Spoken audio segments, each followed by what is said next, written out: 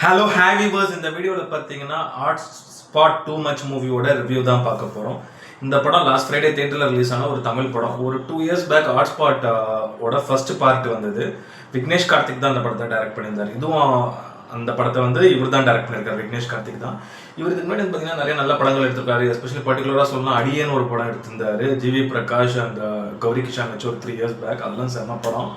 அது மாதிரி art spot இவர் எடுத்த ப்ரீவியஸ் பாட்டுமே செம்ம சூப்பராக இருக்கும். சொசைட்டிக்கு தேவையான ஒரு மெசேஜ் சூப்பராக இப்போ இருக்க விஷயத்த நல்லா சொல்லியிருப்பாரு. ஸோ இந்த பார்ட்டும் பார்த்தீங்கன்னா அந்த மாதிரி தான் ட்ரை பண்ணியிருக்காரு. இந்த பார்ட்டில் டோட்டலாக பார்த்தீங்கன்னா 3 கதை இருக்குது. ஸோ ஒரு கதை பார்த்தீங்கன்னா ஒரு 2 ஃபேன்ஸ்க்கு இடையில நடக்கக்கூடிய ஒரு சண்டை. அந்த ஏன் இந்த மக்கள் பேர் ரொம்ப ஃபேன் பேஸை வச்சுருக்காங்க, அப்படி இருக்க அந்த ஆக்டர்ஸே ஃபேன்ஸை மதிக்கிறது இல்லை அப்படின்றத நெத்தியடியாக அவங்களுக்கு ரியாலிட்டியாக சொல்லணுன்றதுக்காக ஒரு கான்செப்ட் ஒன்று. ஸோ இன்னொரு கதை பார்த்தீங்கன்னா இந்த ஒரு பெண்கள் இப்படி தான் இருக்கணும் அப்படி தான் இருக்கணும்னு அவங்க அப்பா ஆசைப்படுறாங்க. எப்படின்னா அந்த ஒரு ட்ரெஸ் இப்படி தான் பண்ணிருக்கணும், ரொம்ப இதுவாக இருக்கணும் அப்படின்னு சொல்லிட்டு ஒரு சில பொண்ணுங்க ஃபெமினிசம் பேஸ்ட்டு ஓவர் இதுவாக பண்ணுவாங்க. அதுவும் ஒரு ஃபாரின் போயிட்டு வந்த பொண்ணு, ஃபாரின் ரிட்டர்ன்ஸ்லாம் எப்படி இருப்பாங்க, அவங்கள கண்ட்ரோல் பண்ணுற ஒரு ஃபாதர் ப்ளஸ் அவங்கள கொஞ்சம் திருத்த ட்ரை பண்ணுற ஒரு ஃபாதரை பற்றியான ஒரு கதை. ஸோ இது 2வது கதை. ஸோ 3வது கதை பார்த்தீங்கன்னா ஒரு 2060 இருக்க ஒரு கேர்ள் ஃப்ரெண்டை ஒருத்தர் போயிட்டு லவ் பண்ணுறாரு. அந்த கேர்ள் ஃப்ரெண்ட் எப்படி வராங்கன்னா ஒரு அன்னோன் சிம்மு, லைக் ஒரு புது சிம் ஒன்று வாங்கி உள்ளே போட்டிருப்பார். உடனே ஒரு அன்னோன் நம்பர்லேருந்து கால் வரும். தெரியாமல் அவங்க ஃப்யூச்சர்லேருந்து இப்போ இருக்க பாஸ்ட்டுக்கு அவங்க கால் பண்ணியிருப்பாங்க. ஸோ ஒரு ஃப்யூச்சர் கேர்ள் ஃப்ரெண்டை ஒருத்தர் பாஸ்ட்டில் இருக்க ஒரு லைக் இப்போ ப்ரெசென்ட்டில் இருக்கவர் ஃப்யூச்சரில் இருக்க ஒரு கேர்ள் ஃப்ரெண்டை லவ் பண்ணுறாரு. ஸோ ஃபர்தராக அவங்க மீட் பண்ணாங்களா இல்லையா அப்படின்றது டோட்டலாக 3 கதைகள்.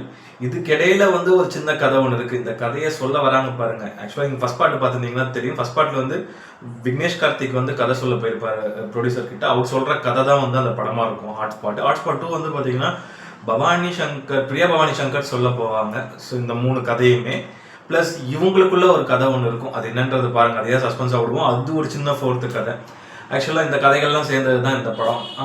மெயினாக இந்த படத்தில் பார்த்தீங்கன்னா இவர் ஆதித்யா பாஸ்கர் ஒரு கேரக்டர் பண்ணியிருக்காரு. ஒரு ஹீரோட ஒரு பெரிய ஃபேனாக. ஆதித்யா பாஸ்கர் நமக்கு தெரியும், அந்த 96 படத்தில் ஹீரோவாக நடிச்சிருப்பார் அந்த ஒரு ஸ்கூல் டேஸ் போர்ஷனில்.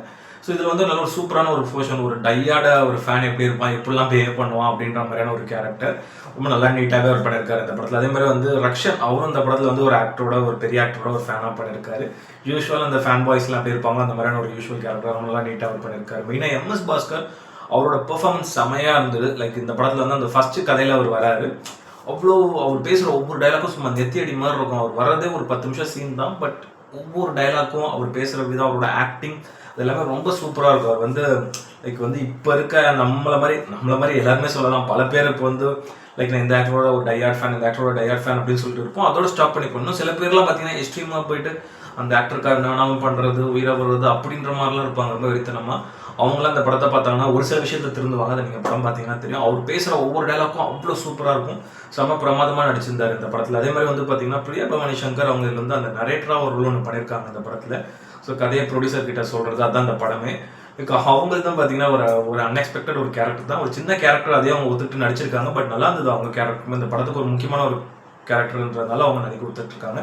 பட் அவங்க பர்ஃபார்மன்ஸ் ரொம்ப நல்லாவே இருந்தது இந்த படத்தில். அதே மாதிரி விக்னேஷ் கார்த்திக் அவரே இந்த படத்தோட டேரக்டரே பார்த்தீங்கன்னா சின்ன கேரக்டர் ஒன்று பண்ணியிருக்காரு. ஃபர்ஸ்ட் பார்ட்டில் இருக்க அந்த கண்டினியூஷன் தான் இந்த படமும். அதனால் அவரோட கேரக்டரும் நல்லா இருந்தது. மெயினாக தம்பி ராமையா அவரோட பெர்ஃபார்மன்ஸும் இந்த படத்தில் சூப்பராக இருந்தது. அவர் இந்த ஒரு செகண்ட் கதையில் ஒன்று வராது.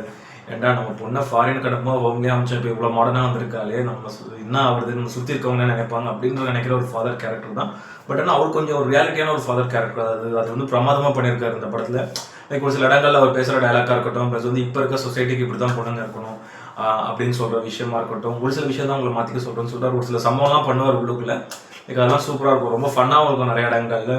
அது இதில் ஒரு சின்ன சீன் ஒன்று இருக்குது, அதெல்லாம் பார்த்தீங்கன்னா தெரியும். ரொம்ப சூப்பராக பண்ணியிருப்பாரு. நிறைய காமெடி அந்த எமோஷனலான ஒரு யூனிக்கான ஒரு கேரக்டர் தான் வருது.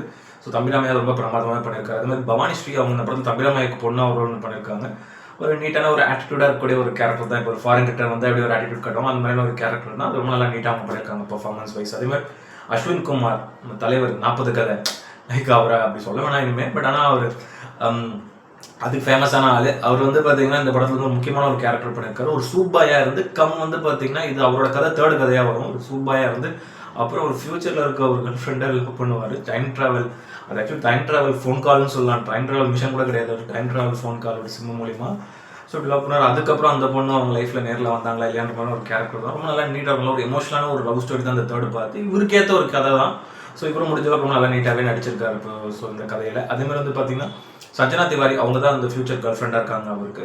அவங்க கேரக்டர் ரொம்ப நல்லா இருந்தது. ரொம்ப முக்கியமான ஒரு கேரக்டர் இந்த தேர்ட் கதையில் ரொம்ப நல்லா நீட்டாகவும் பண்ணியிருக்காங்க. பர்ஃபார்மன்ஸ் வைஸ் ரொம்ப சின்ன கேரக்டராக இருந்தாலும் ரொம்ப நல்லா சூப்பராக பண்ணியிருக்காங்க. அதேமாதிரி பிரகிதா அவங்க இந்த படத்தில் வந்து பார்த்தீங்கன்னா விக்னேஷ் கார்த்திக் இந்த கதை சொல்ல வர்றாரு அந்த டேரக்டர், இந்த படத்தோட டேரக்டரும் கூட அவரோட ஒய்ஃபாக ஒரு ரோல் பண்ணியிருக்காங்க. அவங்களும் ப்ரொடியூசரோட லைக் இந்த படத்தில் வரக்கூடிய ப்ரொடியூசரோட பொண்ணு கேரக்டர் தான். ஸோ படத்தில் ஒரு 2-3 சீன் தான் வராங்க. பட் அவங்களுக்கு ஒரு முக்கியமான ஒரு கேரக்டர். பட் அந்த கேரக்டர் அவங்க எடுத்துகிட்டு பண்ணது பெரிய விஷயம். லைக் அது ஒரு மாதிரியான ஒரு கேரக்டர் தான் அவங்களுக்கு. அதை அவங்க எடுத்துகிட்டு இதில் பண்ண விஷயம் வந்து ஒரு ரொம்ப நல்ல துணிச்சலான ஒரு விஷயம். நல்லா பண்ணியிருக்காங்க. லைக் ஒரு சின்ன கேரக்டர் இருந்தாலும் சூப்பராக பண்ணியிருக்காங்க. அதே மாதிரி சதீஷ் ரகுநாதனோட மியூசிக்கை பொறுத்த வரைக்கும் வந்து பார்த்தீங்கன்னா இந்த படத்தில் வந்து பேக்ரவுண்ட் ஸ்கோர்லாம் ரொம்ப பிரமாதமாக இருக்குது. லைக் 3 கதைக்குமே வேறு டைப் ஆஃப் ஒரு பேக்ரவுண்ட் ஸ்கோர். முடிஞ்ச அளவுக்கு அவரோட மியூசிக்கை பொறுத்த வரைக்கும் ஓரளவு ரொம்ப நல்லாவே நீட்டாக பண்ணியிருக்காரு. அதே மாதிரி ஜெகதீஷ் ரவி அண்ட் ஜோசப் அவரோட சினிமாட்டோகிராஃபியை பொறுத்த வரைக்கும் வந்து பார்த்தீங்கன்னா லைக் அந்த ஒரு டிஏ ஒர்க்காக இருக்கட்டும், கேமரா ஆங்கிள்ஸ் எல்லாமே விஷுவலி ரொம்ப வந்து சூப்பராக இருக்குது. ரொம்ப விஷுவலி ரொம்ப கிராண்டாகவே இருக்குன்னு நான் சொல்லுவேன். அந்தளவுக்கு சூப்பராக இருந்தது அவங்க சினிமாட்டோகிராஃபி. அதே மாதிரி வந்து முத்தையன் அவரோட எடிட்டிங்கை பொறுத்த வரைக்கும் வந்து பார்த்தீங்கன்னா படத்தை வந்து ஒரு மணி நேரம் 55 நிமிஷத்துல கிறிஸ்பாக நீட்டாக வந்து எடிட் பண்ணியிருக்காரு. ஸோ படத்துக்குள்ள 3 கதையை சொல்கிறாரு. அது ஆடியன்ஸ்க்கு எங்கேஜிங்காகவும் ஒரு நல்ல மெசேஜோடையும் ஸோ இந்த படத்தை வந்து எடிட் பண்ணியிருக்காரு. தேவையில்லாத லேக் சீன்ஸ் எதுவுமே பெருசாக இல்லை. முடிஞ்சளவு படத்தை வந்து ரொம்ப நல்லா நீட்டாக வந்து இவரோட கட்ஸ் எல்லாமே நல்லா இருந்தது இந்த படத்தில். மெயினாக டேரக்டர் விக்னேஷ் கார்த்திக் எனக்கு இவரை அந்த அடியே படத்துலேருந்தே பிடிக்கும். ரொம்ப ரொம்ப சூப்பரான ஒரு டேரக்டர் அப்படின்னும் போது லாஸ்ட்டாக அவர் பண்ண அந்த ஹாட்ஸ்பாட் 1 இந்த 2 இயர்ஸ் முன்னாடி அந்த படம், அந்த படமே எனக்கு ரொம்ப இம்ப்ரெசிவாக இருந்தது. இப்போ சொசைட்டியில் நடக்கக்கூடிய விஷயத்தை அவ்வளோ சூப்பராக பேசியிருந்தார். அதே மாதிரி தான் இதுலேயும் வந்து பார்த்தீங்கன்னா ஒரு 3 கதையை எடுத்துகிட்டு 3 ப்ளஸ் அவரோட கதையை உள்ள ஒரு கதை ஒன்று இருக்குது. அவர் ஒரு கேரக்டராக டோட்டலாக 4 கதைனே சொல்லலாம். ஸோ இந்த படத்தில் அந்த 4 கதையுமே அந்த சொசைட்டிக்கு என்ன தேவையோ அதை வந்து அவ்வளோ சூப்பராக சொல்ல வந்திருக்காரு. ஒவ்வொன்றும் ஒவ்வொரு விதத்தில் இன்ட்ரெஸ்டிங்காகவும் எங்கேயுமே நமக்கு சின்னதாக லேக் ஆகாத வரைக்கும் இந்த 3 கதையுமே வேறு வேறு ஃப்ளேவர்லன்னு சூப்பராக இம்ப்ரெசிவாக சொல்லியிருக்காரு. ப்ளஸ் நமக்கு பிடிக்கிற மாதிரி சொல்லியிருக்காரு. அவரோட ரைட்டிங்கில் ஸ்ட்ராங்கான ஒரு டைலாக் தான் இதில் ரொம்ப ஒரு பெரிய பாசிட்டிவான ஒரு விஷயம் இந்த படத்தில். ஏன்னா அந்த டைலாக்ஸ்லாம் அவ்வளோ சூப்பராக எழுதியிருக்காரு. ப்ளஸ் அவர் வந்து ஸ்க்ரீன் பிளே எப்பவுமே அவரோட ஸ்க்ரீன் பிளே நல்லாயிருக்கும். நம்ம இனிமேல் பார்த்து 2 படங்களே அவ்வளோ இன்ட்ரெஸ்டிங்காக பெருசாக எங்கேயும் லேக்ல அளவு பண்ணுவார். அந்த மாதிரி தான் இந்த படத்துலேயே வந்து பார்த்தீங்கன்னா லைக் இந்த ஒரு 3 கதையில் எனக்கு ஃபஸ்ட்டு கதை ரொம்ப பிடிச்சிருந்தது. அது வந்து அந்த கதை நான் யோசிக்கவே இல்லை, என்னடா இப்படிலாம் கூடவா இருக்கும் அப்படின்ற மாதிரி. ஆனால் இப்போ அந்த ஃபஸ்ட்டு கதை இந்த சொசைட்டிக்கு தேவையான ஒரு கதை. அவர் அந்த ஒரு 2 ஹீரோ ஃபேன்ஸ் அந்த கதை வந்து எல்லாருக்கும் இப்போ இருக்க அந்த சொசைட்டிக்கு தெரிய வேண்டிய ஒரு கதை. அது ரொம்ப நல்லா நீட்டாகவே ப்ரெசென்ட் பண்ணியிருந்தார். அது மாதிரி செகண்ட் கதையை நீங்கள் பார்த்துக்கிட்டிங்கன்னா அந்த தம்பிராமையா கதை ஒரு ஃபாரின் ரிட்டர்ன் பொண்ணு எப்படிலாம் பண்ணுறா, ப்ளஸ் அந்த ஒரு இப்போ இருக்க அந்த ஃபெமினிசம் பேசுகிறவங்களுக்கு அவங்க வழியிலே போய் இந்த தேடி அடிச்ச மாதிரி ஒரு சில விஷயங்கள் உள்ளுக்குள்ள வச்சிருக்காரு. ரைட்டிங் தான் செம ஸ்ட்ராங்காக இருந்தது. இது எல்லாமே அக்செப்ட் பண்ணிக்கிற மாதிரி இருந்தது அந்த செகண்ட் கதையுமே. ப்ளஸ் தேர்ட் கதை வந்து பார்த்தீங்கன்னா அந்த ஃபியூச்சர் கேர்ள் ஃப்ரெண்ட் கதை, அதோட அந்த ஒரு கிளைமேக்ஸ் ட்விஸ்ட்டு ஒன்று தரமாக இருந்தது. நான் அதுதான் சிம்பிளாக எடுத்துருக்காரு தேர்ட் கதையை அப்படின்ற மாதிரி தான் நான் பார்த்தேன். பட் ஆனால் அந்த ஒரு கிளைமேக்ஸ் ட்விஸ்ட்டு வேறு லெவலு, அது பிரிச்சுட்டாரு. சரியான ஒரு கதை. இது 3த்துலேயுமே அவரோட ரைட்டிங் ரொம்ப ரொம்ப ஸ்ட்ராங்காக இருந்து ப்ளஸ் டைலாக்மே ரொம்ப சூப்பராக பண்ணியிருந்தார். அதுதான் இந்த படத்துக்கு ஒரு பெரிய ப்ளஸ்ஸு. ஃபர்ஸ்ட் வந்து பார்த்தீங்கன்னா அந்த இவர் எடுத்ததுக்கு முன்னாடி அந்த ஹாட்ஸ்பாட் 1 வந்து அது ரொம்ப கான்ட்ரவர்ஷியலான ஒரு முக்கியமான இப்போ சொசைட்டியில் இருக்கக்கூடிய விஷயங்களை வந்து ஸோ அதை வந்து அவர் பேசியிருப்பார் ரொம்ப சீரியஸ் வேயில். ஸோ இது கொஞ்சம் வந்து ஓரளவு ஒரு ஹியூமராகவும் ஒரு சில விஷயங்களை காமெடியாகவும் ஸோ முடிஞ்ச அளவுக்கு காமெடியாகவும் உள்ளே பேசியிருக்காரு. அது கொஞ்சம் சீரியஸாக இருந்ததுன்னா இந்த படம் ஹாட்ஸ்பாட் 2 மச் கொஞ்சம் காமெடியும் கலந்துருக்கும், ப்ளஸ் நல்லா இன்ட்ரெஸ்டிங்காகவும் இருக்கும். அது கொஞ்சம் சீரியஸான கதை, இது கொஞ்சம் காமெடியான கதை. அதுதான் டிஃப்ரென்ஸ் இப்போ 2 இயர்ஸ் பேக் அந்த ஹாட்ஸ்பாட்டுக்கும் இந்த ஹாட்ஸ்பாட் 2 மச்சுக்கும். ஸோ ஓவராலாக பார்த்தீங்கன்னா ஒரு நீட்டான ஒரு படம். கண்டிப்பாக தியேட்டரில் போய் ஃபேமிலி அண்ட் ஃப்ரெண்ட்ஸோட பார்க்கக்கூடிய ஒரு படம். நல்ல கான்செப்ட், அதுவும் முகம் சொல்லிக்கிற மாதிரி சீன்ஸ் எதுவுமே இல்லை. ஒரு நல்ல சொசைட்டிக்கு தேவையான ஒரு கதையும் நல்ல இன்ட்ரெஸ்டிங்கான ஒரு கமர்ஷியல் வேல கொஞ்சம் காமெடிலாம் கலந்து நீட்டாக ப்ரெசென்ட் பண்ணியிருக்காரு. அப்படின்ஸ்க்கு இது நான் எதிர்பார்க்காம போய் பார்த்த படம் தான். இந்த படத்தோட ட்ரெய்லர் கூட நான் பார்க்கல. சரி சும்மா பார்க்கணும்னு தோணுச்சு, ஒரு ஹாட்ஸ்பாட் 1 நல்லா இருக்குமே பார்க்கலான்ற மாதிரி போய் பார்த்தது தான் நான். பட் ஆனால் செம்ம சாட்டிஸ்ஃபைட். இந்த மாதிரி நம்ம அன்எக்ஸ்பெக்டடாக ஒரு ட்ரெய்லர் கூட பார்க்காம போய் ஏதோ ஒரு படமாக இருக்குமோ அப்படின்னு நினச்சி போய் பார்க்குற படங்கள் தான் பயங்கரமாக வேறு லெவலில் நமக்கு இம்ப்ரெசிவாக இருக்குது. அதில் இதுவும் ஒரு படம் ஒரு அன்எக்ஸ்பெக்டட் ஹிட் அப்படின்னே சொல்லுவேன். இந்த படம் கண்டிப்பாக நிறைய பேர் போய் பாருங்கள், நல்ல சப்போர்ட் பண்ணுங்கள் இந்த மாதிரி படங்கள்லாம். மெயினாக விக்னேஷ் கார்த்திக்லாம் ஒரு செம்ம டேரக்டர். ஸோ கண்டிப்பாக அவர்லாம் இந்த மாதிரி நல்ல ஸ்கிரிப்ட்ஸ் எடுத்துகிட்டு வந்து சொசைட்டியில் இந்த மாதிரி நல்ல படங்கள் கொடுக்கணும். ஏன்னா இப்போலாம் ஒரு நல்ல படங்கள் பார்க்கறது ரொம்ப கஷ்டமாக இருக்குது. ஸோ மாதத்துக்கு ஒரு நல்ல படம் வருது, அதுவே பெரிய விஷயம். 2-3 மாதத்துக்கு ஒரு நல்ல படம் வர மாதிரி தான் இருக்குது.